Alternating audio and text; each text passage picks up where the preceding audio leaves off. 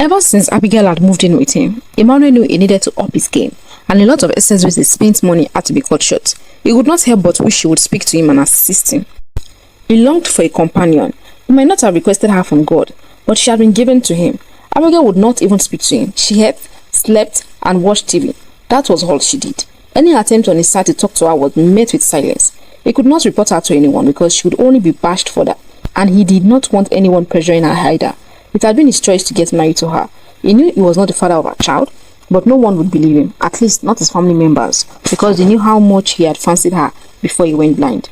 James had accused him of taking the opportunity to rape her when she came into the house. He even told him in no uncertain terms that he had flirted with her all the time. He knew the child was not his, but at least he could provide shelter for her until she found her feet again or gave birth. Perhaps she could get a job and move out from under his roof. He would even sponsor her. She just had to open up to him, but she was not doing that. On his part, it took to getting more gigs. His work consisted of training children to play the piano, and thankfully, he had high-paying clients. Although he worked full-time at a school for the blind on weekends, he visited a filmmaking studio where he worked as an animation voice artist. His real money came from there. He was even thinking of expanding to a 2-bedroom apartment once his house rent expired. That way, he would not have to sleep on the couch. She had taken over the bedroom and refused to share it, or had she refused? She just did not wake up when he tapped her to shift. His cabman, Hayo, had several opinions on Abigail. Your madam lucky well. She don't know wetin God do am. God puts am with man like you, man wey no allow him condition hold am. Chai, if she be my wife, then she go work tire. Like this morning now, my wife don't bat our 3 kids. She don't go market, go buy foodstuffs to work, and she get belle for her 4th pikin. She don't know how lucky she dey. Says you accept the pikin as your own and you marry her. He cheated as he drove. It was Ayo's usual ritual to rant as he drove, so Emmanuel did not pay him much heed.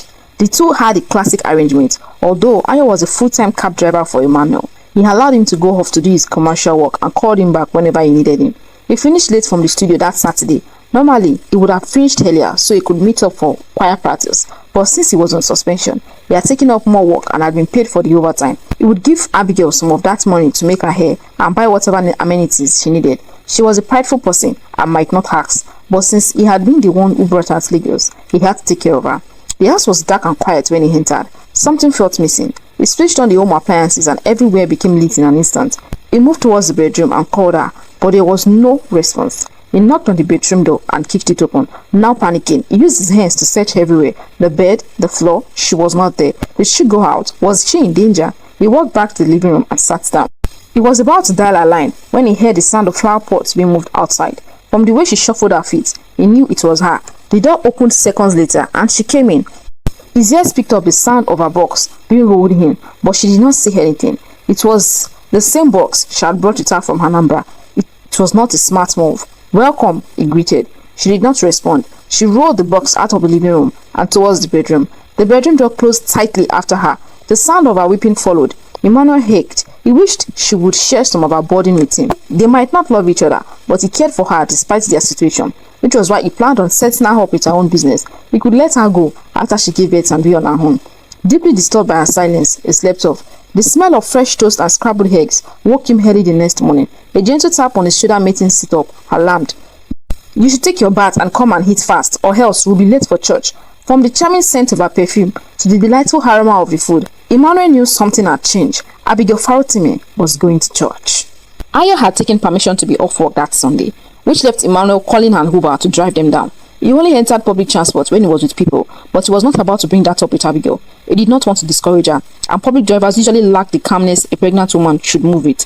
After about 5 drivers had cancelled on them, Emmanuel was frustrated, but he kept his cool.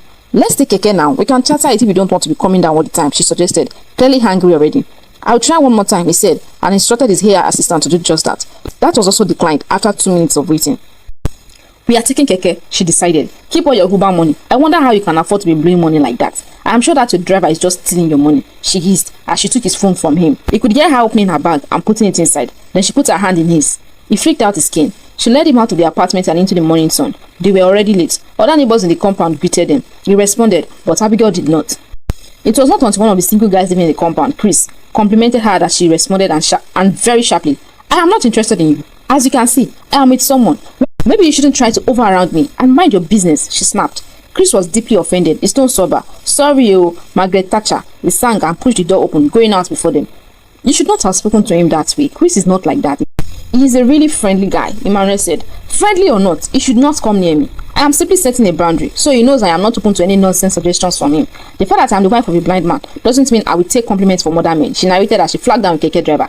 Keke, she called. She dragged him into the Keke. He told the driver their destination and sat back as he listened to Abigail argue over the price. He wondered what had caused this sudden shift in her behavior. Wherever she had gone to yesterday must have contributed to the change. He could make a wild guess and be correct, but he would wait for her to tell the truth, to tell him everything. She was not a bad person. Her beauty had simply gotten into her head. They soon arrived at his church. Right from the gate entrance, Emmanuel could feel the stares and murmuring. Abigail attempted to continue holding his hand, but he opened his cane and held her hand instead. He might be disabled, but that did not mean he was helpless. They were about to take their seat when the beautiful voice of Sister Deborah Fautimi came on stage as she began to lead the praise and worship. Abigail maintained a ramrod straight posture throughout the service. People were staring at her and giving her curious glances. How rude! I didn't ever seen a pregnant woman with her husband before. She even brushed off the usher when she came around to ask her name. She was thoroughly irritated. It was not until she was called out for first-timers and stood up to introduce herself as Abigail Fautimi, now married to Emmanuel Peters, that the silence which fell over the church made her realize there was something Emmanuel had not told her about this place. What was going on? After the service, she was led to the first-timers meeting room when a beautiful lady walked up to her. It was the woman from the choir stand, the one who had led praise and worship. Hi, I heard your name and decided to come around. And I think Emmanuel may have married you just to forget all about me. You see, I was the woman who rejected him just a week before you got married to him. My name is Deborah Fautimi, she said sweetly, and Emmanuel still loves me. Emmanuel answered the few people who stopped him to congratulate him on getting himself a beautiful wife, even more beautiful than Deborah could ever hope to be. Yes, he knew. He had seen her when he was younger. Abigail was every man's dream, probably why she had fallen prey to unwanted pregnancy while in university. They had so many things to talk about. She had to write letters to the school so she could pause her education and perhaps start later after she gave birth. Now that she was talking to him a little, perhaps she would be open to advice.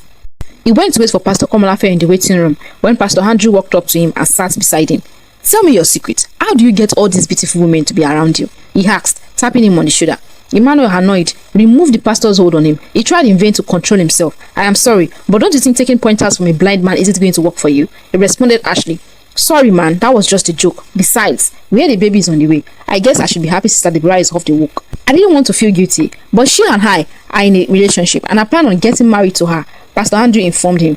Beauty was such a deceiver. He had been mocked too, and he wondered how the pastor hadn't seen it. When did you two get into a relationship? Emmanuel asked. We have been dating for 3 years now.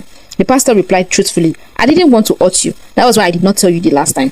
Emmanuel held back his shock. He felt betrayed. They both could have said something. Are you aware she collected money from me multiple times? Pastor Andrew shrugged. Why did you broadcast that? Didn't you do that for her out of the goodwill of your heart? Emmanuel, pained, kept silent. Thankfully, Pastor Komolafe chose that moment to call for him. He stood up and went in without saying another word to Pastor Andrew. He was the fool. The both of them had played him smartly. I see you finally managed to bring your wife to the church, Pastor Komolafe said. Actually, I didn't do much. She woke me up this morning and said she was going to church. God still performs miracles, Pastor Komolafe stated. So how is your relationship with her going? I wanted to speak with you before calling her inside. What are your plans for her? Sir, are you saying you believe me now? Emmanuel asked. Of course I do. But I also know you agreed to marry her for a reason. But you know you cannot start a marriage on a bed of lies. She needs to say the truth of what happened. Only then can you two continue this marriage. Just the same way she agreed to come to church of her own free will. She will confess of her own free will, Pastor. I believe that. And I married her to save her, actually. She would have been really shamed at home if I had left her at Tineri. Emmanuel reasoned. Pastor Komolafe laughed. Everyone most times asks me why I like you a lot. It is not because of your eyes. No, it is not. It is the man you are. Despite your condition, you refuse to allow yourself to give up to circumstances. You trained yourself and you give so much. Emmanuel wondered if it would be right for him to ask the pastor if he knew Sister Deborah and Pastor Andrew were in a relationship, but he thought the better of it. It might pass the wrong message, and they would think he had not let go of Sister Deborah. Because he had. He was even thankful she had spoken the way she did. He couldn't be with a deceiver, no matter how much he was cajoled. He would consider the money he spent on her charity. The pastor took his phone and dialed the secretary's number to call Abigail in for him. She came in some minutes later, obviously angry. He could sense it from the way she was breathing. What is it? He asked gently. Instead of answering him, she faced the pastor. I do not mean to be rude, but if you sincerely value your church members, kindly warn everybody to stay away from me. I will not allow anyone trying nonsense with me. The pastor signed. What happened? Is it not that lady called Deborah Fautimi? I don't care if we have the same last name. If she tries me, I will beat her up. She came to me, introducing herself as Emmanuel's lover. Is she mad? There is no need for name calling in here, my sister. I will talk to her. Although, I would like to inform you that before you bamboozled your way into Emmanuel's life, Sister Deborah was the center of Emmanuel's affection, and he had asked her to marry him just a week before he married you. So would you care to explain to us how he became the father of your child all of a sudden? The pastor asked. Abigail kept quiet at that. Answer me, the pastor asked again, raising his voice. It is just as the video said. He slept with me and I got pregnant for him, she replied. The man doesn't even know how that happened, the pastor accused. Emmanuel did not like the direction the discussion was going. He had made a promise that he was not going to pressure her. Sir, I thought you asked me to call her here so you could welcome her to the church. He cut in. Pastor Komolafe spoke up. Fine, I will shut up. But I can't keep allowing women to treat you anyhow. You deserve a woman that loves you sincerely. And where was he supposed to find such a woman, being as blind as he was? Abigail kept quiet for the rest of their visitation. He was about ordering an Uber when he remembered his phone was with her. My phone, please, he asked. She took his hand and began leading him out of the church. He removed his hand from her, straightened out his smart cane, which began reading instructions to him immediately. It was connected to the earpod in his ears. He removed one and stretched it out to her. She took it gingerly. It is reading the way. It has the camera, she said in amazement. He stretched out his hand to collect the earpod back. She gave it. I do not want you holding my hand ever again. I can manage myself just fine. He chided a little angrily. Sorry, she nodded. She had a lot to learn about the blind, and he was not going to tell her. She would learn it of her own accord. He ordered Uber. You're ordering Uber again. Do you know how much that is? You don't know how to manage money. Cancel the ride. Let's take Keke, she offered. He didn't listen to her. She complained bitterly throughout the car ride. It was not until they were at their door that he answered her. Did I ask you for money? Or are you scared I will not be able to take care of you and your child? You don't have to worry. I might be blind, but I know my responsibilities, he shouted. Why are you angry? I was just trying to help you now. You spend so much money every day. Every day is not Christmas. You need to save, she replied gently, her voice almost pleading. And who told you I don't save? He relented from his anger when he learned her motive. I saw your transaction history. You sent quite a lot of money to that Deborah. And your salary for hire is too much. It is almost as if he is scamming you. And your phone does not even have a password too. Emmanuel signed. If this is what he gets for having a wife, then he was tired. She was like a mother hen, nagging constantly. He unlocked the door and they got in. Fine. I admit I sent Deborah money and I have to pay her well. It does a lot for me. You know my life is practically in his hands. That is why I pay him well. And he is extorting you. Don't worry yourself. I will grill him when he resumes tomorrow. 250,000 is too much for driver's salary. And he even does commercial traveling and takes off days. Any day he takes off days, I will deduct it from his salary. Emmanuel signed. What course were you studying in university? He had never asked her. Human resource, she replied. I see. Have you written to the school to pause your education for now? He asked. She sat down. The sound music to his ears. No. We are even about to take an exam in school, but I can't return to that school. The humiliation will kill me. Yes, it will. But so will the humiliation of being a school dropout. And I will hate for you to pass on that feeling to your child. I wouldn't want you blaming this child for what happened to you. From the way he spoke, Abigail knew he never believed he was the father of her child. Despite the evidence, he went along with marrying her. She had to tread carefully. She could not talk anyhow and be thrown out. She couldn't sleep under the Lagos bridge. I will rise the school. Who knows if they have a transfer program and I can start in a school here in Lagos. I will take it. She readily agreed, eager to end the conversation. He went into the room soon after to change his clothes. Abigail signed. All she had to do was give birth. In the meantime, she would get her hands busy and save money. She would even move out and be on her own. She had to. Living with a man she had lied on and destroyed his reputation was going to have consequences. One she was not sure she was strong enough to face.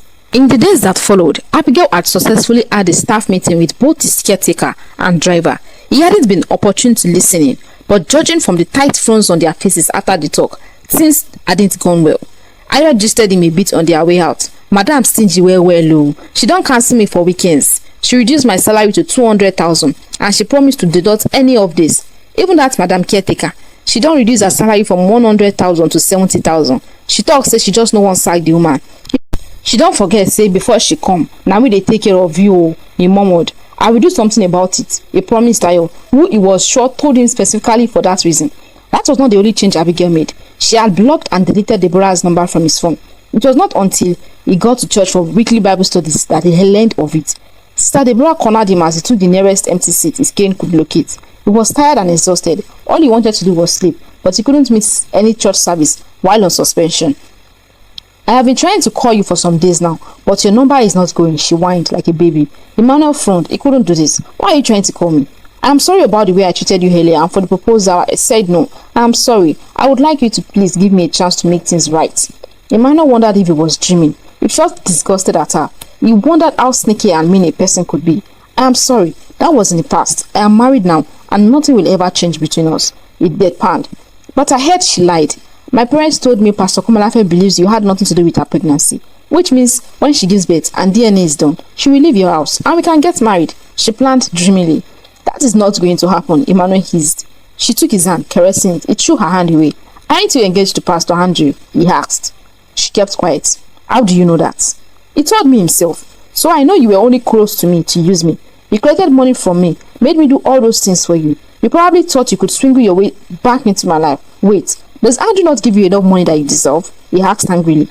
Since you know about it, fine then. I am not really serious about Andrew.